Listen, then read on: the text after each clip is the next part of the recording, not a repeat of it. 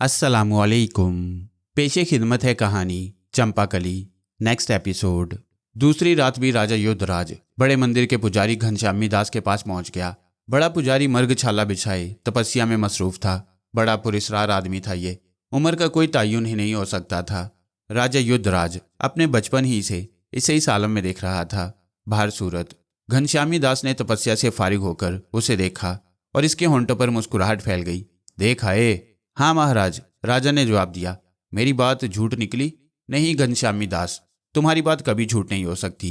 ये मेरा धर्म है और अपने धर्म का कोई अपमान नहीं करता। राजा युद्धराज अकीदतमंदी से बोला। चलो ठीक है, अब तुम क्या कहते हो? मैं क्या कहूँगा महाराज, मैं इस काबिल कहाँ। जो कुछ कहना है आप ही को कहना है। नहीं युद्धराज, ज्ञान के भी बहुत से फेर होती हैं और बहुत सी बातें ऐसी होती हैं जो हमारे इल्म में आ जाती हैं, पर हम बता नहीं सकते किसी को। तुम यूं करो, समय का इंतजार करो, हालात पर निगाह रखो। नंदराज को देखो कि वो किस डगर पर चल रहा है। अगर कोई खतरनाक ही बात देखो और हालात तुम्हें अपने बस से बाहर नजर आए तो हमसे मशवरा कर लेना, वरना देखते रहो समय क्या कहता है। कोई खतरनाक बात हो गई महाराज तो?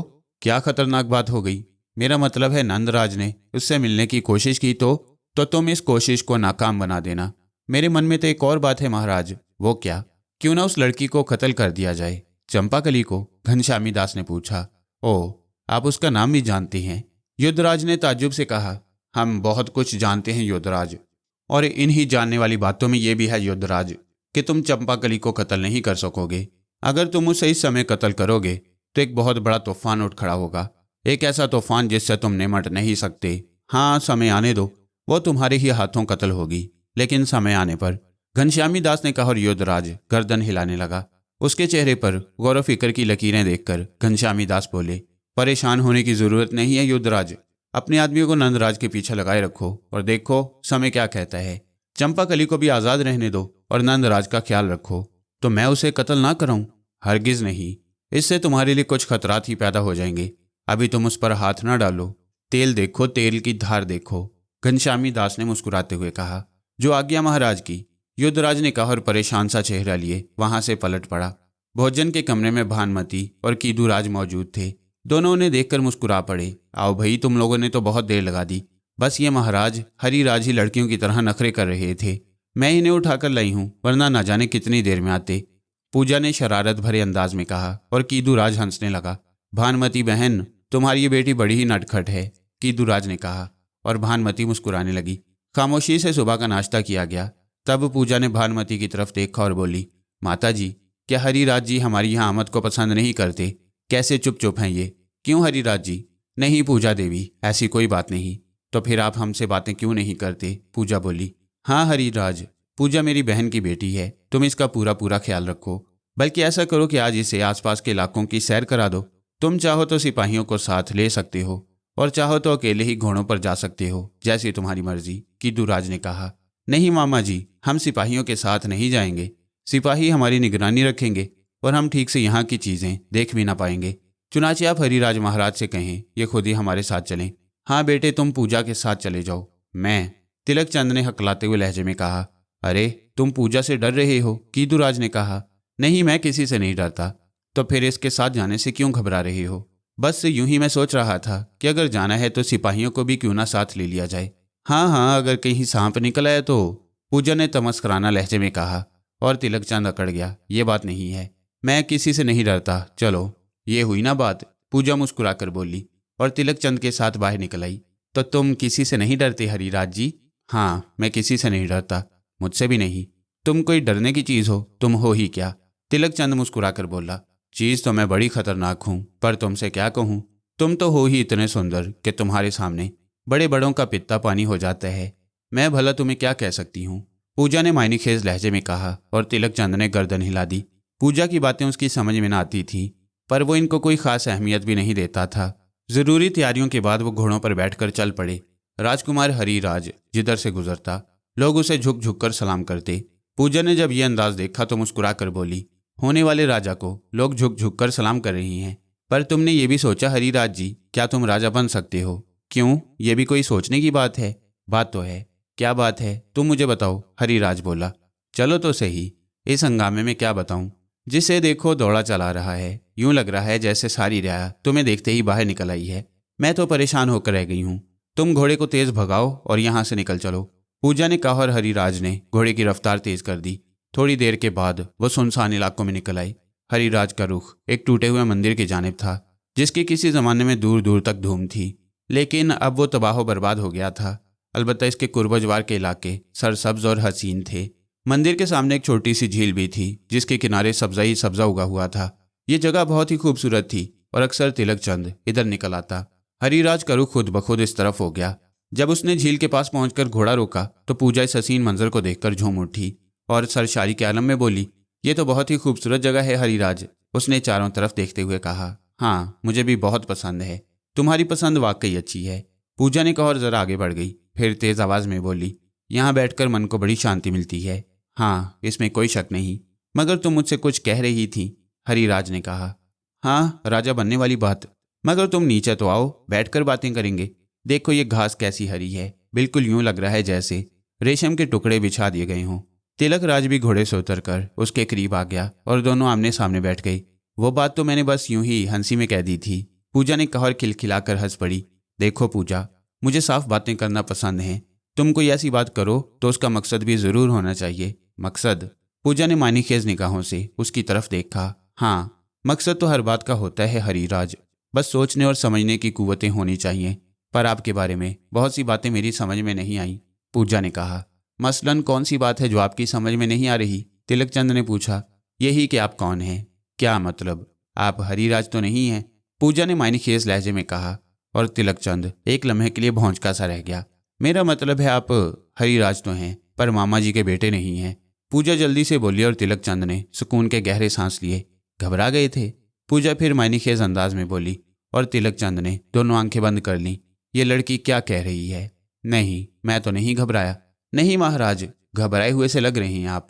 मैं तो ये कह रही थी कि आप मामा जी के बेटे नहीं हैं। मुझे ये बात मालूम है कि मामा जी आपको कहीं से लाए हैं और उन्होंने आपको अपना बेटा बना लिया है। और ये बात भी मुझे मालूम है हरिराज महाराज कि आप आइंदा होने वाले राजा हैं और आपके मुकाबले में कोई नहीं आएगा। पर हरिराज जी, बड़ी कठिनाइयाँ हैं आपके रास्ते में। कैसी कठिनाइयाँ? तिलक चंद ने पूछा।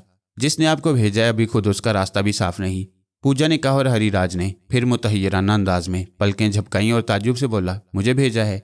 हाँ, मेरा मतलब है आप जहाँ से भी आए हैं, जिस इरादे से भी आए हैं, वो कामयाब नहीं होगा। पूजा, तुम ना जाने क्या कह रही हो। मुझे अफसोस है कि मैं तुम्हारे साथ नहीं ठहर सकूंगा। क्यों हरिराज जी? आखिर ऐसी कौन सी बात कह दी मैंने जो आपको इतनी बुरी लग गई?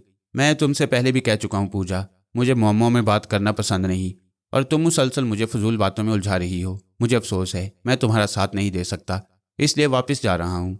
तुम अपनी मर्जी से वापस आ जाना, हरिराज ने कहा और वापसी के लिए मुड़ने लगा। तभी पूजा की दिलकश आवाज़ उभरी, रुक जाओ हरिराज, तुम इस समय नहीं ठहर सकते। पर पूजा से बचकर कहाँ जाओगे? पूजा की आवाज़ में धमकी पोशीदा थी। मैं नहीं जानता तुम ऐसी फजूल बातें क्यों कर रही हो। मैं कीदूराज महाराज से कह दूंगा, मुझे पूजा का साथ बिल्कुल पसंद नहीं। अरे अरे, मजाक की बात का इतना बुरा मान गए? मैं तो तुम्हारी मेहमान हूँ। मेहमान तो हो, पर तुम्हारी बातें मेरे लिए बेहद तकलीफ देह हैं, हरिराज खफकी से बोला। अच्छा चलो, अब नहीं करूँगी ऐसी बातें, चलो दूसरी बातें करते हैं। पर तुम खुद ही मुझे बता दो कि कौन सी बातें की जाएं। प्रेम की बातें हो सकती हैं? नहीं, तिलक चंद ने सख्त लहजे में कहा। तो तुम प्रेम के बारे में जानते हो? कौन नहीं जानता प्रेम के बारे में? अरे मैं उस प्रेम के बारे में कह रही हूँ जो एक नर को नारी से होता है। मैं भी उसी प्रेम की बात कर रहा हूँ। तो तुम उस प्रेम से वाकिफ हो? हाँ, क्यों नहीं। तो फिर अभी तक तुमने किसी से प्रेम क्यों नहीं किया? जरूरी है ये बात तुम्हें बता दी जाए? बहुत जरूरी है हरिराज जी, पूजा बोली। पूजा देवी, जब मैं आपसे सख्त लहजे में बात करता हूँ तो आप कहती हैं कि आप मेरी मेहमान हैं, और इसके बाद आप खुद ऐसे सवालात करती हैं जिनका जवाब मेरे पास नहीं। भगवान के लिए मुझे इन सारी बातों पर मजबूर ना करें। मैं आपको अपनी ज़ाती ज़िंदगी के बारे में कोई बात नहीं बता सकता। तुम नहीं बता सकते, पर मैं तुम्हें तुम्हारी ज़ाती ज़िंदगी के बारे में सब कुछ बता सकती हूँ हरिराज। मैं तुमसे भी नहीं पूछना चाहता। ना पूछो, खुद ही बेकुल रहोगे। हाँ, एक बात का ख्याल रखना, पूजा तुम्हारी सहायता कर सकती है। चलो आओ वापस चलें, पूजा ने कहा और वो दोनों चल पड़े। पूजा की बातें तिलक चंद की समझ में नहीं आई थी, लेकिन महल पहुंचकर वो खासा परेशान हो गया। आखिर ये पूजा क्या कहना चाहती है? रात को जब वो अपने बिस्तर पर लेटा तो इसके जहन में बेशुमार ख्यालात आने लगे।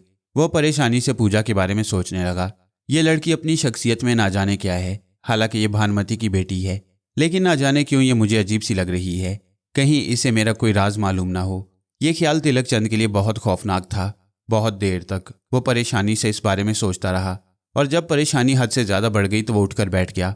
उसका ख्याल था कि वो पिछले बाग में जाकर चहलकदमी करे। ताज़ा माहौल शायद उसकी बेचैनी का मदावा कर सके। चुनाचे वो खामोशी के साथ पिछले बाग में निकल आया और दरख्तों के दरमियान गर्दिश करने लगा। लेकिन चंद ही साथ के बाद उसे महसूस हुआ कि कोई और भी उसके करीब मौजूद है। उसने चौंक कर देखा तो पूजा की हंसी की आवाज़ उसके कानों में उभरी और वो साकित रह गया। क्यों, मैंने सच कहा था ना। पूजा की आवाज़ उभरी और तिलक चंद खौफ और दहशत से उसे देखने लगा। पूजा के यहाँ मौजूद होने का कोई इम्कान नहीं था। उसे किस तरह पता चल गया कि मैं यहाँ हूँ। वो अपनी जगह खड़ा उसे घूरता रहा। पूजा आहिस्ता आहिस्ता उसके करीब आ गई। सफ़ेद साड़ी में वो बेहद हसीन लग रही थी। उसके चेहरे पर एक अजीब सा वक़ार और दबदबा था। सो हरिराज महाराज, पूजा ने झूठ ना कहा था, सच ही कहा था कि मेरे बिना बड़े बेकुल रहोगे। पूजा देवी, आपने वाकई बहुत परेशान कर दिया है। परेशान मैंने नहीं हरिराज जी, मेरे ख्याल में मैंने तो आपको बिल्कुल भी परेशान नहीं किया। ये आप मुझसे पूछें, परेशान तो मैं हुआ हूँ, मैंने नहीं किया, बल्कि तुम्हारे मन के चोर ने तुम्हें परेशान कर दिया है। पूजा ने कहा। भला क्या चोर है मेरे मन में, ये तो तुम अपने ही मुंह से बताओगे हरिराज जी। बल्कि अगर मुझे बढ़ने का मौका दो तो मैं यूं कहूँ तिलक चंद जी, पूजा ने कहा और तिलक चंद का चेहरा धुआं धुआं हो गया। वह दहशत से आंखें फाड़े पूजा को देख रहा था। ना ना ना, मन में कोई बुरा ख्याल लाने की जरूरत नहीं। मैंने कहा ना, पूजा तुम्हारी सहायता कर सकती है। उफ, तुमने मुझे पागल करके रख दिया है पूजा। क्या कहूँ मैं तुमसे, कैसे तुमसे मन की बात कहूँ। कह दो ना हर्जी क्या है, तुमने मुझे किस नाम से पुकारा है। भूल हो गई क्या मुझसे, झूठ बोली हूँ क्या मैं। क्या नाम लिया था तुमने मेरा। तिलक चंद, पूजा बोली। ये नाम तुम्हारे जहन में किस तरह आया। इसलिए कि ये तुम्हारा है। तुम्हें कैसे मालूम। मालूम है, बस इस बात को जाने दो, पूजा ने कहा। नहीं, तुम्हें बताना पड़ेगा पूजा। मेरा ये नाम तुम्हें किसने बताया। मेरे ज्ञान ने। आप क्या समझते हैं तिलक चंद महाराज, मुझे संसार के बारे में बहुत सी बातें मालूम हैं, ऐसी बातें जो आपकी समझ में कभी ना आए। बैठ जाइए, मन चाहे तो मुझसे बातें करें, और अगर नागवार गुजर रहा है तो वापस चली जाऊं। पूजा, भगवान के लिए मुझे परेशान ना करो। ना ना, मेरे मन में ऐसी कोई बात नहीं है। भगवान ना करे तुम्हें कोई तकलीफ पहुंचे। मैं तुम्हारी हमदर्द हूँ, तुम्हारी दोस्त हूँ, बशर्ते कि तुम समझो। मगर पूजा, तुम तो भानुमति की बेटी हो, तो इससे क्या फर्क पड़ता है। मेरा मतलब है। तिलक चंद दोनों हाथों से सर पकड़कर बैठ गया और पूजा उसके करीब आ गई। अगर आज्ञा दो तो तुम्हारा सर अपनी आगोश में ले लूं, बड़ी शांति मिलेगी। नहीं पूजा, मुझे तंग ना करो, तिलक चंद परेशानी से बोला। मेरी बात मानकर देखो, पूजा ने कहा और तिलक चंद का सर उठाकर अपनी आगोश में रख लिया। तिलक चंद को उसकी आगोश में एक अजीब सा एहसास हुआ। उसे कोई शांति नहीं मिली, बल्कि उसके इज़्तिराब में इजाफा हो गया। वो सोच रहा था कि उसी आवाज़ से फरेब है, उस प्रेम से इनकार है जो समाधि में रहने वाली रूह से उसे है। वो क्या सोच रही होगी। लेकिन फिर उसने ये भी सोचा कि वो मजबूर है, कम अज़ कम इस लड़की से वो राज तो गुलवा ले जो उसकी ज़िंदगी से ताल्लुक़ रखती हैं। आखिर ये लड़की उसका नाम कैसे जान गई। ज़िंदगी में पहली बार उसे एक ऐसी लड़की मिली थी जो उसकी पिछली ज़िंदगी से वाकिफ़ थी, वरना अब तक तो उसने अपनी जहानत से किसी को इस बात का शुबा नहीं होने दिया था कि वो कौन है। लेकिन पूजा के मुंह से अपना नाम सुनकर वो शशता रह गया। हाँ, वो इस बात के लिए मजबूर था कि पूजा की बात माने, लेकिन उसके मन में क्या है ये वही जानता था। चुनाचे वो इसी तरह लेटा रहा। तब पूजा ने उससे पूछा, क्यों तिलक राज, शांति मिल रही है ना। हाँ, बहुत। मैंने कहा था ना, पूजा के पास तुम्हारे लिए बहुत कुछ है, मगर मैं परेशान हूँ पूजा। क्यों, तुम्हें मेरा नाम कैसे मालूम हुआ। मुझे तो तुम्हारे बारे में बहुत कुछ मालूम है तिलक चंद। क्या, मुझे बताओ तो सही, क्या पूछना चाहते हो। यही कि तुम्हें मेरा नाम कैसे मालूम हुआ। और अगर मैं ये कहूँ कि मुझे तुम्हारे पिताजी का नाम भी मालूम है, तो जब तुम्हें मेरा नाम मालूम है तो यकीनन उनका नाम भी मालूम होगा। मगर, हाँ मगर क्या। पूजा, इस महल में इस जगह मेरे असल नाम से कोई वाकिफ़ नहीं। अगर मेरा ये नाम किसी को मालूम हो जाए तो यकीन करो मेरी जान के लाले बढ़ जाएंगे। ये बात भी मुझे मालूम है। तो क्या फिर तुम इस नाम को छुपाओगी। हाँ, मगर इसके लिए कुछ शर्तें होंगी। शर्तें। हाँ, शर्तें, पूजा ने कहा और मायने खेज अंदाज में मुस्कुराने लगी। क्या शर्त है तुम्हारी। तिलक चंद मुर्दा से लहजे में बोला। मैं तुमसे प्रेम करती हूँ हरिराज, तुम्हें मुझे एक वचन देना होगा। कैसा वचन। ये कि जब तुम राजा बन जाओगे तो तुम्हारी रानी मैं बनूंगी। भानुमति की बेटी पूजा तुम्हारी धर्म पत्नी होगी। बोलो तिलक चंद, अगर तुम्हें यह बात मंजूर है तो ठीक है, और अगर नहीं तो फिर तुम पूजा को अपना दोस्त मत समझना। किसी भी समय मेरी जुबान खुल सकती है, पूजा ने कहा और तिलक चंद दहशत ज़दा निगाहों से उसे देखने लगा। कैसी कड़ी शर्त थी ये। राजा बनने के बाद उसे पूजा से शादी करना होगी। पूजा से। हालांकि वो किसी तौर पर पूजा को अपनी ज़िंदगी में दाखिल करने का रवादार नहीं था, लेकिन अगर उसने पूजा को वचन दे दिया तो फिर उसे अपना ये वचन पूरा करना ही होगा। क्या करूं क्या ना करूं? तिलक चंद उसकी आगोश में सर रखे सोच रहा था और पूजा उसके बालों में उंगलियां फेर रही थी। तब उसने गंभीर लहजे में पूछा, क्या सोचने लगे तिलक चंद? तुम्हारी इसी बात के बारे में सोच रहा हूं पूजा। न जाने आने वाले समय हालात कैसे हों, हमें कैसे कैसे मराहिल से गुजरना पड़े। इन हालात में अगर मैं तुम्हें वचन दे दूं तो क्या ये ठीक रहेगा? हाँ, ठीक रहेगा। ये तुम कैसे कह सकती हो? इसलिए कि मेरा ज्ञान मुझे इस बात की इत्तला देता है कि तुम्हारे राजा बनने में कोई चीज़ आड़े नहीं आएगी। और अगर मैं तुम्हारे साथ हूँ तिलक चंद, तो फिर तुम यूँ समझो कि तुम्हें कोई परेशानी ही ना होगी। आखिर तुम ऐसी ज्ञानी कैसे बन गई? देखना चाहते हो मेरे ज्ञान को? क्या मतलब? मतलब यह है कि मेरे ज्ञान के करिश्मे देखना चाहते हो तो चलो आओ, मेरे साथ चलो, पूजा ने कहा। और तिलक चंद हैरान सा होकर उसके साथ उठ गया। पूजा उसका हाथ पकड़े बाग के आखिरी गोशे की जानिब चल पड़ी और तिलक चंद मुतहय्यराना अंदाज में उसके साथ साथ कदम बढ़ा रहा था। ना जाने वो अपने ज्ञान का कौन सा करिश्मा चाहती थी, ना जाने क्या होने वाला था। बहरहाल वो उसके साथ बाग के आखिरी गोशे में पहुंच गया। पूजा ने दोनों हाथ आसमान की तरफ बुलंद कर दिए और तिलक चंद के चारों तरफ धुआं फैल गया। फिर इस धुएं में चंद शक्लें नमूदार होने लगी। सबकी सब जानी पहचानी शक्लें थीं। माधोलाल, जयचंद, रानी शारदा और ना जाने कौन कौन। रानी शारदा को देखकर तिलक चंद के मुंह से बेख्तियार चीख निकल गई, माता जी। आवाज काफी जोरदार थी। पूजा ने दोनों हाथ नीचे कर लिए और एक लम्हे में सब कुछ निगाहों से ओझल हो गया। पूजा के होंठों पर वही मायनी खेज मुस्कुराहट थी। सब कुछ तुम्हारे मन की हर आशा पूरी हो जाएगी तिलक चंद, पर मुझे वचन दे दो। तुम आखिर कौन हो? कौन हो तुम? तिलक चंद ने थके थके अंदाज में कहा। पूजा अपने मखसूस अंदाज में मुस्कुराती हुई बोली, पूजा हूं और कौन हूं? मगर पूजा, ये सब कुछ जो तुमने दिखाया ये क्या था? मैंने कहा ना, मेरा ज्ञान, और क्या हो सकता है? पूजा, तुम इतनी कम उम्र होने के बावजूद इतनी बड़ी ज्ञानी हो, मैं तो सोच भी नहीं सकता था। खैर, अब सोच लेना, ज्ञानी है या कुछ भी है, मगर एक बार तुमसे कह चुकी हूँ वो बात जो उसके मन में छुपी हुई है, और वो बात जो तुम्हें देखकर उसके मन में जाग उठी थी, वो अब तुम्हारे कानों तक भी पहुंच चुकी है। मैं अब ये बात छुपाना जरूरी नहीं समझती राजकुमार हरिराज, कि मैं तुमसे बेइंतहा प्रेम करती हूँ, बहुत चाहती हूँ मैं तुम्हें। मैंने जब तुम्हें देखा भी ना था और मेरे कानों में पहली बार तुम्हारी बात पड़ी थी, तो ना जाने क्यों मेरे दिल की धड़कनें ये कहने लगी थीं कि वो तुम ही हो जिसकी मुझे तलाश है। मैं तुमसे झूठ नहीं कह रही तिलक चंद, तुम्हारे बारे में मालूमात करते हुए भी मेरे मन में तुम्हारे लिए बड़ी जगह थी। और फिर जब मैंने तुम्हारे बारे में कोई फैसला किया तो मेरे मन को इस तरह शांति मिल गई जैसे संसार में मैंने सब कुछ पा लिया है। हरिराज, मैं तुम्हारे साथ हूँ, मेरी आंखों में तुमने देख लिया है, और मुझे महसूस हुआ है कि जैसे जो कुछ मैंने कहा है या जो कुछ मैंने सोचा है झूठ ना था। तुम खुद ही बताओ, मैं अब तुम्हें कैसे छोड़ सकती हूँ? हरिराज, मेरा ज्ञान, ध्यान, मेरा जीवन, मेरी प्राण सब तुम्हारे चरणों पर वारी हैं। मैं तुम्हारे बिना जीती ना रह सकूंगी हरिराज। अब मैं तुम्हारे बिना जीती ना रह सकूंगी। मुझे वचन दे दो, वरना मैं मर जाऊंगी और मेरा खून तुम्हारी गर्दन पर होगा, पूजा ने जज्बाती अंदाज में कहा। तिलक चंद इसकी बातों से बेपनाह परेशान हो रहा था। उसने अपने दिल की गहराइयों को टटोल कर देखा तो इस लड़की के लिए उसे अपने दिल में कोई जगह नजर न आई।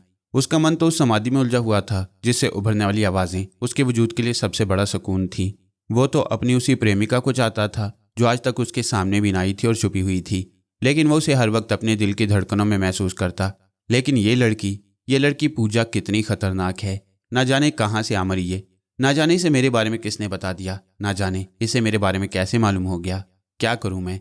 वो परेशानी से सोचता रहा और पूजा उसे देखती रही। फिर उसने उसके नज़दीक आकर कहा, राजकुमार, क्या सोच रही हो? कुछ नहीं पूजा, बस परेशान हूँ। आखिर क्यों परेशान हो राजकुमार तिलक चंद? पूजा ने उसे मद भरी निगाहों से देखते हुए कहा। बस पूजा, कोई खास बात नहीं है, तिलक चंद ने कहा। नहीं तिलक चंद, कोई बात तो है, पूजा ने मुस्कुराते हुए कहा। नहीं पूजा, कोई खास बात नहीं है, मैंने तुमसे कहा ना, बस इस बारे में सोच रहा हूँ जो कुछ तुमने कहा है, और इसी वजह से जहन परेशान है, तिलक चंद ने भारी लहजे में कहा। तो क्यों परेशान हो? पूजा तुम्हारा हर उपकार मानेगी, हर जगह तुम्हारी सहायता करेगी, कोई कठिनाई तुम्हारे ऊपर आएगी हरिराज तो विश्वास करो, पूजा इस किस्म की लड़की है जो तुम्हारे ऊपर निसार हो जाएगी। दूसरी बात, क्या मैं ऐसी बदसूरत हूँ, सुंदर नहीं हूँ क्या मैं, कि मुझे अपनी पत्नी की हैसियत से स्वीकार नहीं कर सकते? ये बात नहीं है पूजा, हरिराज ने कहा। वो अपने दिल पर जबर कर रहा था। अगर उसे यह खौफ ना होता कि उसका राज खुल जाएगा तो वो उसके मुंह पर थप्पड़ मार देता और कह देता कि जितनी सुंदर वो है और जितना वो अपने आप को समझती है, मैं उसे जूती पर भी नहीं मारता। मेरे मन में जो सूरत बसी हुई है, उसके बाद इस मन में किसी और की गुंजाइश कहाँ? वो इंसानी शक्ल में ना सही, लेकिन उसके वजूद की हर चाप मेरी जिंदगी बन चुकी है। लेकिन ये सारी बातें तिलक चंद पूजा से ना कर सका। वो जानता था कि अगर कीदू राज को ये मालूम हो गया कि वो जयचंद का बेटा तिलक चंद है और जयचंद उसका दुश्मन था, तो कीदू राज उसे कभी जीता न छोड़ेगा, बल्कि अपने इंतकाम की एक एक कड़ी को पूरा करेगा। वो तो ये सोच भी नहीं सकता था कि हरिराज जयचंद का बेटा हो सकता है। लेकिन ये कमबख्त पूजा ये ना जाने कहाँ से आ गई है। इस बदबख्त को ना जाने तिलक चंद के बारे में कैसे मालूम हो गया। अब इसके सिवा और क्या हो सकता है कि इस लड़की से झूठ बोला जाए। उसकी आंखों में शरारत आमेज मुस्कुराहट नाचने लगी। फिर वो बोला, पूजा देवी, सारी बातें अपनी जगह, मगर जरा ये तो बताएं, आखिर आप मुझ पर कब्जा जमाने के लिए क्यों तैयार हो गई। पूजा ने जो उसके बदले हुए रवैये को देखा तो खुशी से निहाल हो गई। चुनाचे वो बड़े नाज से बोली, बस मेरी मर्जी, हमारे मन ने तुम्हें पसंद किया और हमने फैसला कर लिया कि अब तुम्हें यूं ना छोड़ेंगे। सच तिलक चंद, अब तुम्हारे बिना जीना बड़ा ही बुरा लगता है। पूजा, तुम जरूर मुझे मरवाओगी। क्यों? पूजा ने पूछा। बार बार मुझे तिलक चंद कहकर मुखातिब कर रही हो, तो क्या हुआ, तुम हो ही तिलक चंद। पूजा शरारत से बोली, मैं तुम्हें बता चुका हूं पूजा कि अगर कीदू राज के कानों में इस बात की भनक भी पड़ गई तो वो मुझे जीता न छोड़ेगा, हरिराज ने कहा। ओहो, तो मैं कौन सा तुम्हें किसी के सामने कह रही हूँ, पूजा ने कहा। पूजा, दीवारों के भी कान होते हैं, अगर किसी ने सुन लिया तो मेरा क्या बनेगा, तिलक चंद ने किसी कदर नाराजगी से कहा। और पूजा मुस्कुराने लगी। फिर शरारत अमेज अंदाज में उसने अपने दोनों हाथ जोड़कर तिलक चंद के सामने कर दिए और बोली, चलो ठीक है, मुआफ कर दो। अब मैं तुम्हें तिलक चंद नहीं कहूंगी, पर मेरी बात का जवाब नहीं दिया तुमने। किस बात का जवाब? मुझे वचन दो कि राजा बनने के बाद तुम मुझे अपनी रानी बनाओगे। अजीब बात है, ना तो अभी मैं राजा बना हूं और ना ही महाराज कीदू राज अभी बूढ़े हुए हैं। फिर ये सारे वचन मैं तुम्हें कैसे दे दूं? और तुम मेरी बात तो सुनो पूजा, कि अगर मैं तुम्हें वचन दे दूं और कीदू राज जी किसी और से मेरा विवाह करने के बारे में सोचें तो फिर मैं क्या करूंगा? तिलक चंद ने सवालिया निगाहों से पूजा की तरफ देखते हुए कहा। और पूजा के चेहरे पर गुस्से के आसार पैदा हो गए। क्या तुम लड़की हो हरिराज? लड़की तो नहीं हूं, पर बाहर सूरत कीदू राज जी का बेटा तो हूं, तिलक चंद ने कहा। बेटा? पूजा हंस पड़ी। क्यों, इसमें हंसने की क्या बात है? तुम अच्छी तरह जानते हो हरिराज कि तुम कीदू राज महाराज के बेटे नहीं हो।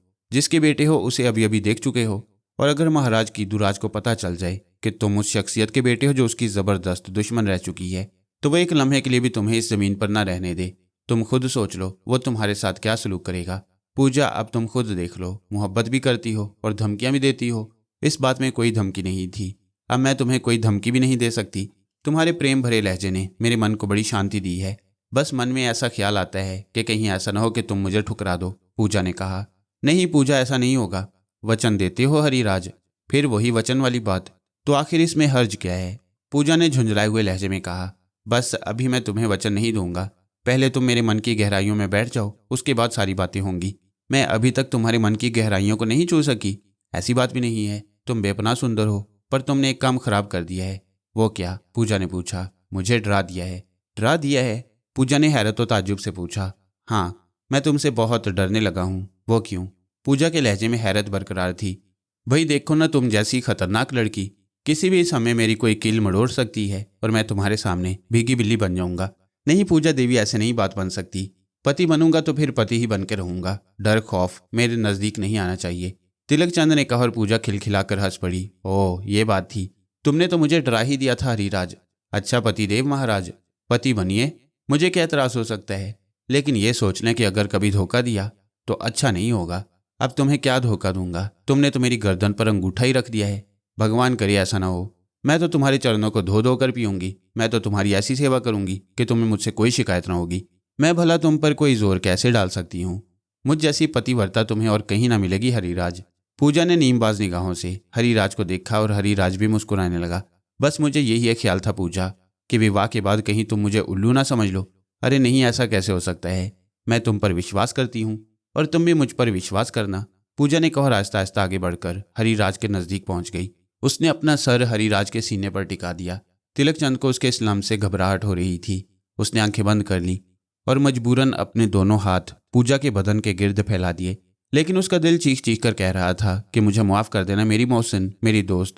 तुम्हारी रूह को यकीनन इस मंजर से दुख हो रहा होगा, लेकिन देखो ना, मैं भी तो मजबूर हूँ। आखिर मैं क्या करूँ? मैं तुमसे बेवफाई नहीं करना चाहता, लेकिन मेरी दोस्त मुझे माफ़ कर देना, मैं मजबूर हूँ। काफ़ी देर तक पूजा उसके सीने से लगी रही और इसके बाद उसने शरारत से आंखें खोल ली। चलो अब वापस चलते हैं, वरना बहुत देर हो जाएगी। चलो पूजा, तिलक चंद ने कहा। और फिर उन्होंने वापसी का सफ़र शुरू कर दिया। नंदराज ने जिस बागियाना अंदाज में गुफ्तगू की थी, इसके बाद उसे खदशा था कि राजा युद्धराज उसके खिलाफ कोई कदम उठाएगा। लेकिन चंपाकली के साथ जो कुछ हुआ था उसने नंदराज के दिल में इंसानी हमदर्दियां जगा दी थीं। उस हसीन लड़की की तस्वीर उसकी आंखों से मिटाए न मिट रही थी। उसका दिल चाहता था कि उड़कर उसके सामने पहुंच जाए, लेकिन किस मुंह से उसके पास जाता। उसका भाई नंदराज की वजह से मारा गया, नंदराज क्या कहता उसे। लेकिन बेकुली थी कि बढ़ती ही जा रही थी। वो दिन रात परेशान रहने लगा। राजा युद्धराज ने भी अभी तक उससे इस सिलसिले में मजीद कोई बात नहीं की। वो उस दिन दरबार में जो कहकर आया था वो बड़ी ही खराब बात थी, लेकिन नंदराज अपने ख्याल पर अटल था। उसने फैसला कर लिया था कि अगर चंपाकली के खिलाफ कोई हरकत की गई तो वो और कुछ तो नहीं करेगा, बस आत्महत्या कर लेगा। ये उसका आखिरी फैसला था और शायद इसी आखिरी फैसले ने युद्धराज को भी किसी हरकत से बाज रखा। नंदराज दरिया पार के अछूतों की तरफ से गाफिल नहीं था। उसने अपने चंद खास आदमी इस बात पर लगा दिए कि जाएं और अछूतों के बारे में मालूमात हासिल करके आएं कि उनके साथ कोई ऐसी बात तो नहीं हुई जिससे उन्हें तकलीफ पहुंची हो। उसके आदमी ने आकर उसे यही इत्तला दी कि अछूत इत्मीनान से हैं। नंदराज का एक खास दोस्त प्रकाश, जो हमेशा उसके साथ ही रहता था, आजकल नंदराज पर गहरी निगाह रखे हुए था। उस दिन भी प्रकाश नंदराज के साथ था जिस दिन सुबह को वो दर्दनाक वाकया पेश आया। नंदराज को यूं परेशान देखते देखते कई दिन गुजर गए। उसकी हिम्मत नहीं पड़ रही थी कि वह नंदराज से ये पूछ सकता कि आखिर वह परेशान क्यों है। लेकिन फिर उसने हिम्मत की और नंदराज के पास पहुंच गया। नंदराज प्रकाश को देखकर मुस्कुराया और बोला, कोई नहीं लाए होगे प्रकाश? नहीं राजकुमार, ऐसी कोई बात नहीं, प्रकाश ने जवाब दिया। फिर क्या बात है प्रकाशी? राजकुमार ने बदस्तूर नरम लहजे में पूछा। राजकुमार महाराज, मैं आज आपसे एक बात पूछना चाहता हूँ, प्रकाश ने खौफजदा लहजे में कहा। कहो प्रकाश, क्या पूछना चाहते हो? और हाँ, ये तुम खौफजदा क्यों हो? नहीं महाराज, खौफजदा तो नहीं हूँ, मगर प्रकाश आज इस बात का अंदाज़ा लगाना चाहता है कि प्रकाश आपका दास है या दोस्त। मैंने तुम्हें अपना दास तो कभी नहीं समझा प्रकाश, राजकुमार ने कहा। प्रकाश को फख्र है महाराज कि वह अपने मन में यूं ही भावना रखता है कि वह आपका दास है और बहुत बड़ा मान है उसे।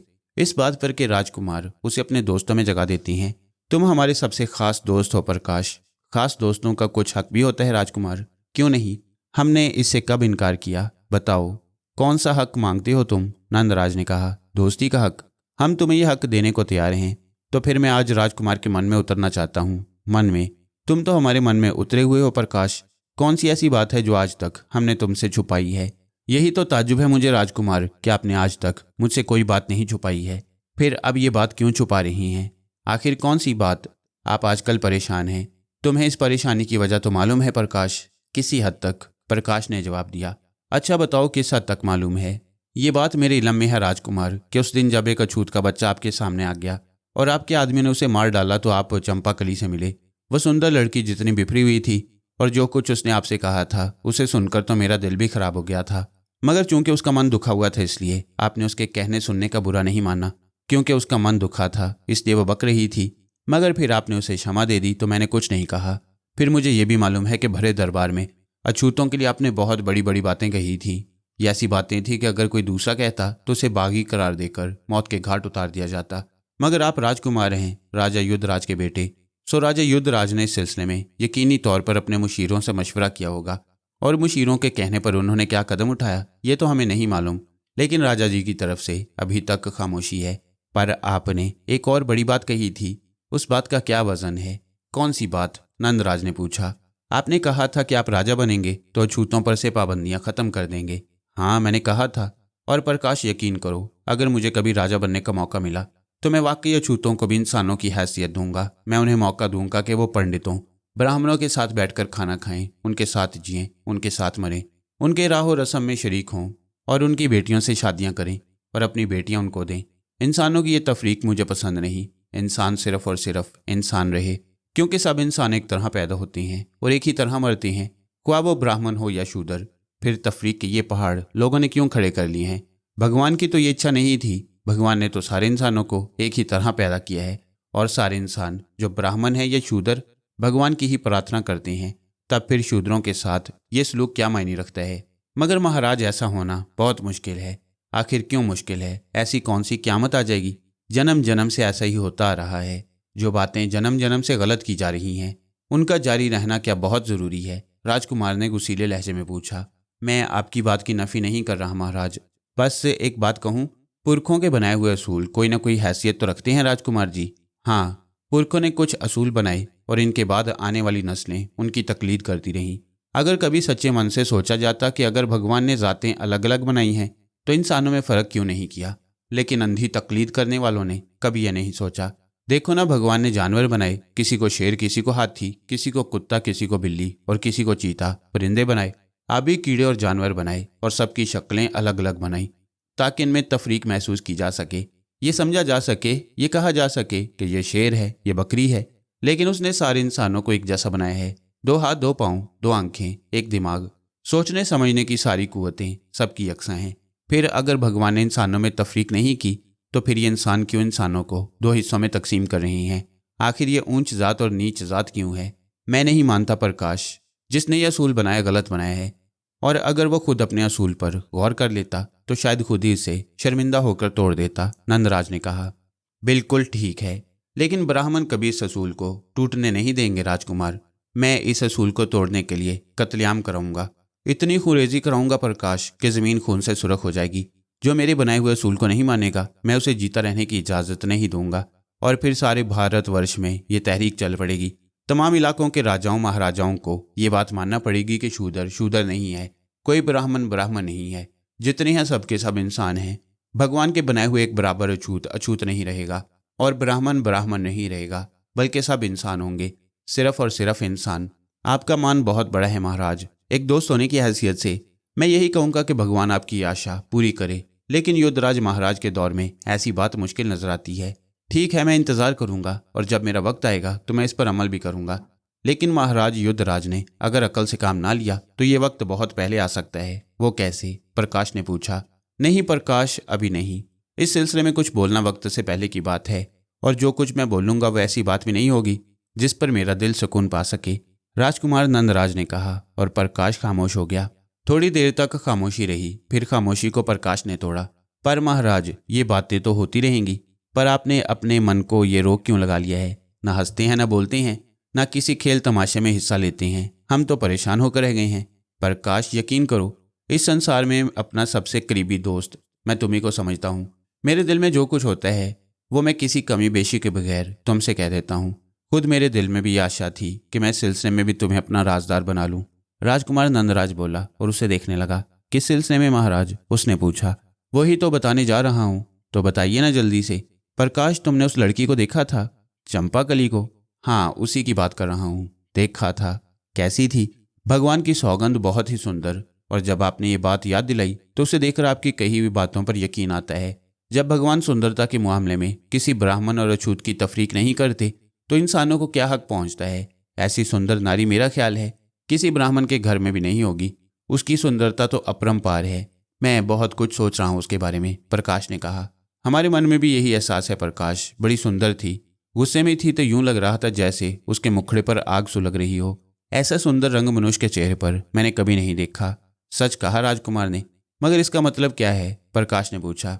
मतलब यह है प्रकाश कि उसकी मोहनी सूरत हमारे मन में आ बैठी है, नंदराज ने कहा। और प्रकाश एक लम्हे के लिए भौंच कर रह गया। क्या आपने मन का रोग लगा लिया है महाराज?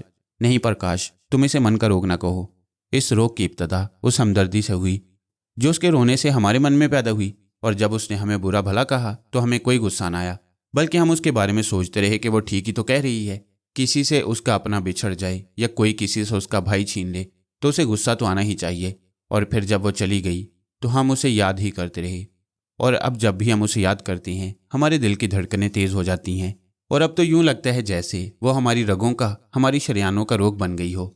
यही तो प्रेम रोग है राजकुमार नंदराज जी। अगर ये प्रेम रोग है तो हमें इसकी कोई चिंता नहीं। पर प्रकाश, अगर हमारे जीवन ने इसका मौका ना दिया तो हम अछूतों को उसका हक देने के लिए उनकी एक लड़की को अपनी मलका भी बना लेंगे, नंदराज ने कहा। और प्रकाश के जिस्म में थरथरी सी फैल गई। इस पर जो तूफान उठेगा उसके बारे में आपने सोच लिया है राजकुमार जी? हाँ, हर मकसद के लिए तूफानों का मुकाबला करना पड़ता है, पहाड़ों को चीरना पड़ता है, दरियाओं पर बंद बांधने पड़ते हैं, तब कहीं जाकर मकसद हासिल होता है। आप इतने ही मजबूत हैं? प्रकाश ने पूछा। हाँ, मैं इतना ही मजबूत हूँ। मेरे अंदर इस सिलसिले में कोई लचक नहीं, और अगर किसी ने मेरे इस फैसले के आड़े आने की कोशिश की तो मैं उससे टकरा जाऊंगा। और जाहिर है इस कोशिश में मैं या तो फाते बन जाऊंगा या फिर टूट जाऊंगा। और अगर मैं शिकस्त खा गया प्रकाश, तो फिर अपने इस जीवन पर थूक दूंगा, आत्महत्या कर लूंगा। मैं मरना पसंद करूंगा, टूट कर बिखरना पसंद नहीं करूंगा, नंदराज ने कहा। और प्रकाश उसकी इस बात में पत्थरों की सी सख्ती महसूस किए बगैर न रह सका। अब वो भी संजीदा हो गया था।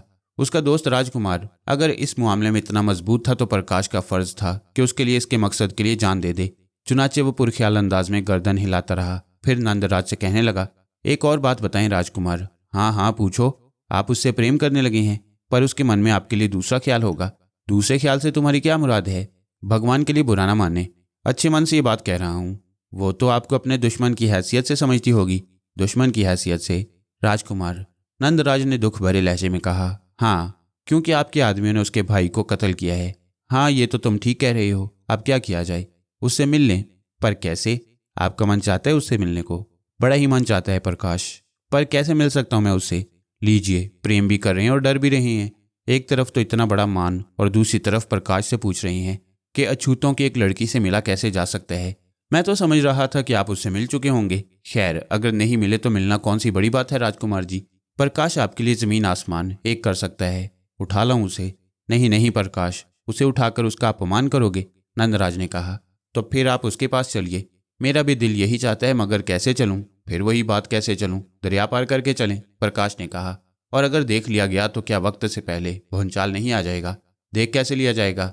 हम कोरी घाट से दरिया पार करेंगे और पीछे से घूमकर अछूतों की बस्ती में दाखिल हो जाएंगे।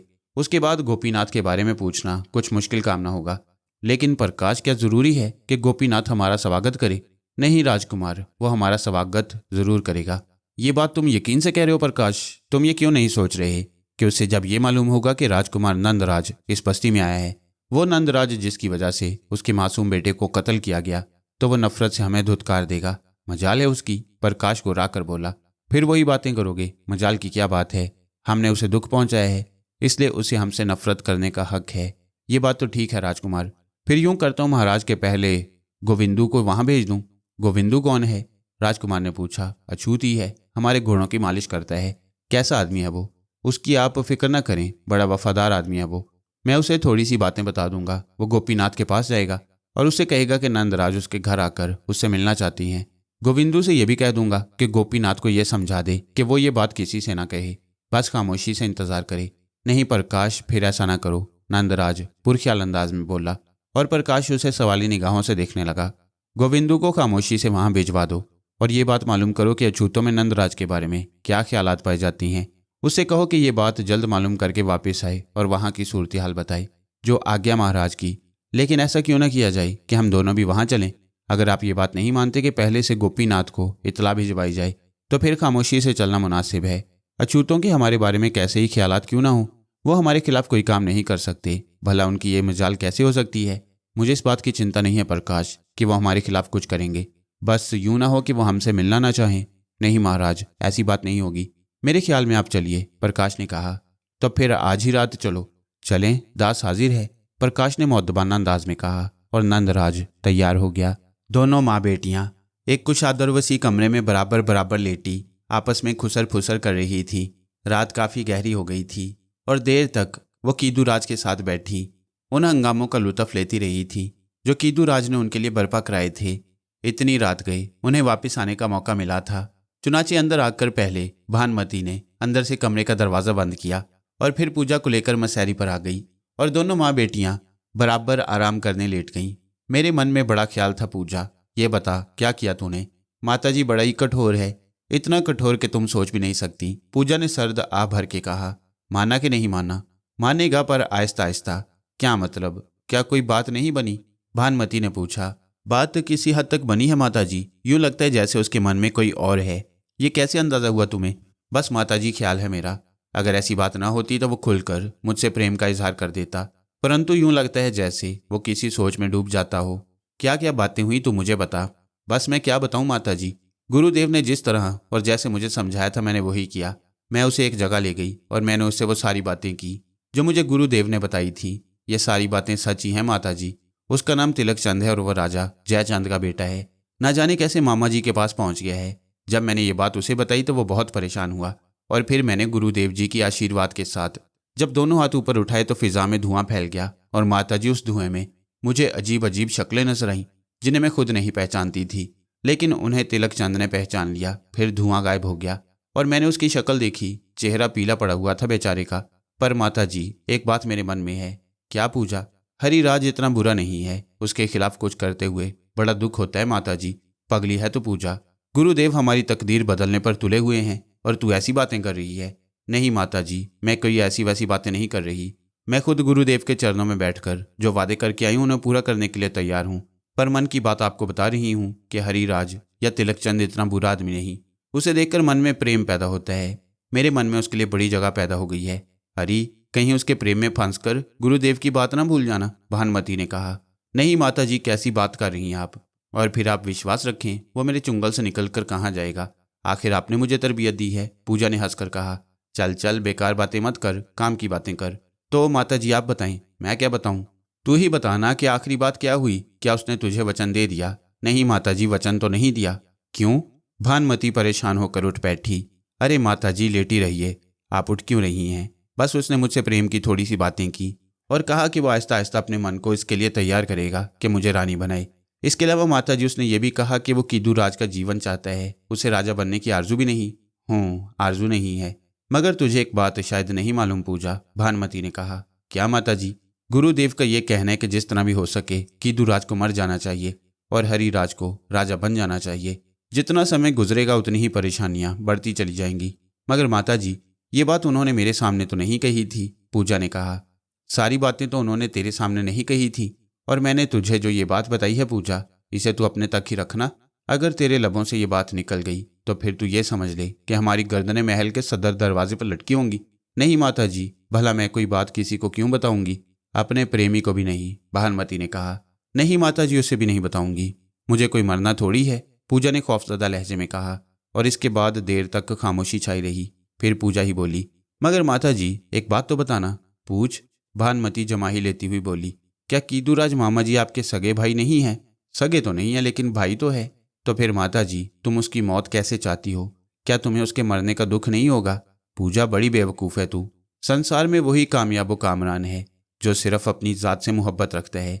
दूसरों की ज़ात से मोहब्बत करने वाले कभी कामयाब नहीं हो सकते। अपना फ़ायदा ना सोचो तो कोई किसी का फ़ायदा नहीं सोचेगा। तुझे रानी बनने का मौका मिल रहा है, और वो भी एक ऐसी राजधानी की जिसका बहुत बड़ा नाम है। अगर मैं चाहूँ तो किसी भी तरह तुझे रानी नहीं बना सकती। मेरे मन की ये आशा है कि तू अपना सारा जीवन सुखी रहकर गुजारे। जरा सी आशा की प्रार्थना मैंने गुरुदेव से की थी, तब उन्होंने मुझे ये तरकीब बताई।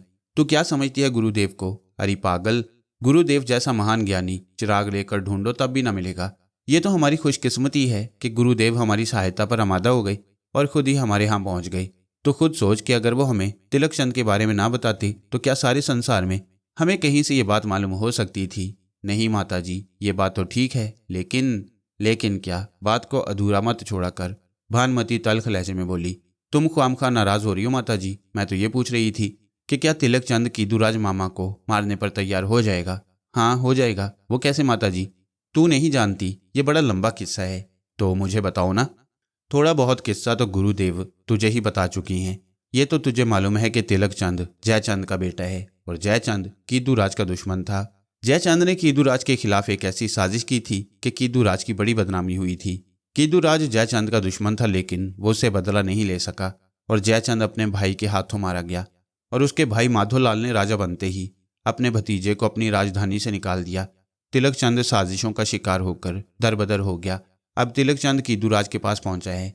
मैं ये बात नहीं कहती कि तिलकचंद कीदूराज के पास किस तरह और किस लिए आया, लेकिन उसे ये बात मालूम हो ही चुकी है कि कीदूराज उसके बाप का दुश्मन था, तो उसका दोस्त कैसे हो सकता है? तिलकचंद ये बात सबसे छुपाना चाहता होगा, इसलिए हमारे पास इससे अच्छा मौका और कोई भी नहीं आएगा कि तिलकचंद को अपनी मुट्ठी में कर लें और अपना मकसद पूरा कर लें।